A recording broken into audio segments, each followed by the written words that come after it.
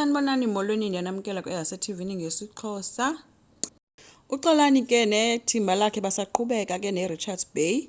Bayifumene ke indoda bafike isisidlakela pha esinesisu esikhulu esinombhono omkhulu. Esinenwele ezinkulu ezingaka sinentshebe.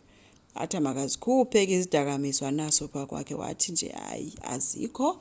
Kamba yena uyekile ukwenza yonke lento ngoba usandotshata and unkosikazi wakuthe mabayiyeke lento. Kwabe sekubuzwa kuba utshate nomuntu waphi wathi utshate nomuntu wase-South Africa. Naye ke uyi-Nigerian ubhuti. Kamba uthi banomntana, umntana wabo usokulundi, so besethethela nje into bazangalinge nje uqoqwe kwanto ke kuyi.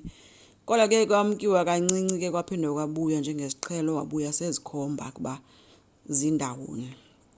So uzirhumbele pha phandle ke wazikhupha ke ezo zikhoyo. And then ke basebedlula ke apho baya komnye kudala bemkhangele kuthiwa nguTony Montana. Montana utheke uthengisa intsangu kuphela ayikho enye into ayithengisayo yodwa ngelishwa lakhe koxolani uye phayana vele emazi uTony kudala ementionwa ngabanye abantu.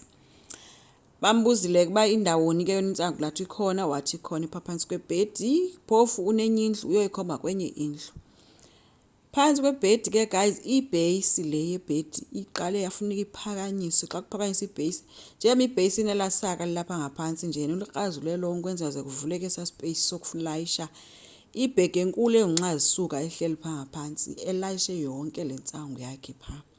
So wakhutshwa ke intsangu ingakanani uyifihle pha caba ulala phezulu kwayo kodwa uxolani uthe engena nje wesithi hey kunuka intsangu vele apha wathi makakhuphe ke ezinye izidakamiswa ezikhoyo wathi uTony azikho uthengisa intsangu kuphela.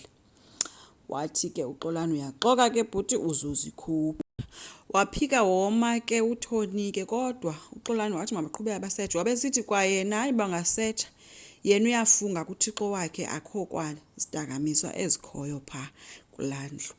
Hayi ke banyuka ke bangena kwi-sailing boat xa befika phayana wabuza uxolani bazikhona nezikhoyo napha phezulu wathi hayi into enizayifumana pha iifowuni kuba uzenzana ezifihle pha nje kodwa uthe zikhona zininzi uneefowuni zazigcina kwi-roof yena kodwa kumuntu obepha phezulu uthe hayi nazo izidakamiswa zikhona apha zikhutshiwe ke iziyobisi ezo ke zehliswa ke uxolani uthe izibambilwa bemjonga uTony ebeyinto ejayivayo kuxolani emkhombisa into yoba kubamba katana so zikhutshiwe ke zininzi zinjalo ke.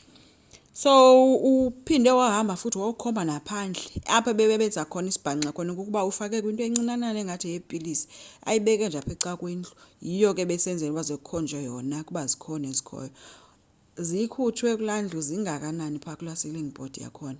uTony ke cabanga uye ko supplier abanye kwazofunyanwa ke nomakhelwane bahlala eyadini eyi1 makhelwane naye uphike woma wathi yena uzidlalela eHollywood yena izabe nemali otherwise akathengisa into wathi uxolani uyaphosisa ngelingeni ke kulanto ka don't worry ubuye ubhuti zaseyokhomba phandle emhlabeni nalapho kufunyenwe into encinci wathi uxolani ikhona enye ikhuphe sozube nalento kuphela ethubeni ke wade wahamba wokhomba bese bile emanzi ke wawozikhomba ke kwenye indawo apho kubenzima noma uxolani makazombele kwanyaze makuqhaqhwe yena ibe nguye ohumbayo wawumbaye ke wayifumana ke into ebefake kuye ikhonti sebuza kuxolani bangubani supplier ke wathi ke lo iseguli kodwa ke uthe uxolani uyaphosisa ngoba kungenzeka into ba usupplier kwanguTony lo cause abacompete noTony uTony uthengisa enye into yena uthengisa enye into so bonke ke baye babanjwa ke elokuvalelisa ke xa gqiba ufakwa pha evantyini uthe uxolani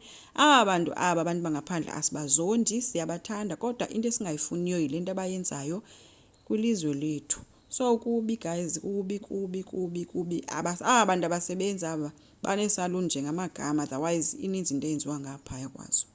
Enkosi ngicela siqhubeke subscribe, like, singakhomenta futhi bye.